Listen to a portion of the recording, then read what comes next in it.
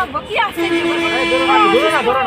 অসুস্থ হয়ে যাবে না এই গরমে আমি সেই লালবাগ থেকে আসছি সেই লালবাগ থেকে আসছি আমার বাচ্চারা সকাল থেকে এখনো কিছু খাই নাই ওরাও অজ্ঞান হয়ে গেলে। এই আপু আপনার হাজবেন্ডের নাম কি? মোহাম্মদ আকবর। কোথায় থাকে উনি? প্রবাসী না? সাথে এটা কি আপনার? আমার মেয়ে তিনজন। ও তিনটা মেয়ে নিয়ে আসছেন? হ্যাঁ, তিনটে মেয়ে নিয়ে আমি আসছি এখানে চলে যাবে। তো সত্যি কথা বললে তখন বলে যে মাথা খারাপ হয়ে গেছে। আওয়ামী লীগের কি যে লালবাগে ইয়ে করতেন ওখানে? না ওখানে আপা পুলিশ এখন কি বলছে আপনাকে?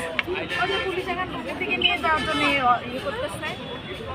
তা আমরা তো বলছি বের হয়ে যান, আমি বের হয়ে যাচ্ছি তো বাচ্চারা আসে নাই স্মৃতিসৌধ।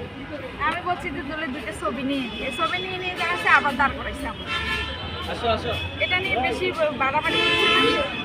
জয় বাংলা স্লোগান দেওয়া যায় না, স্মৃতিসৌধে দাঁড়ায় বঙ্গবন্ধুর কথা বলা যাবে না, শেখ হাসিনার কথা বলা যাবে না, শেখ হাসিনার পক্ষে শ্রদ্ধা নিবেদন করা যাবে না, এগুলো কোন দেশ?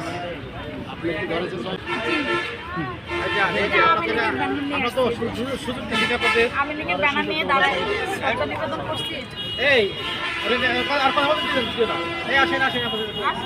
বাচ্চারা সকাল থেকে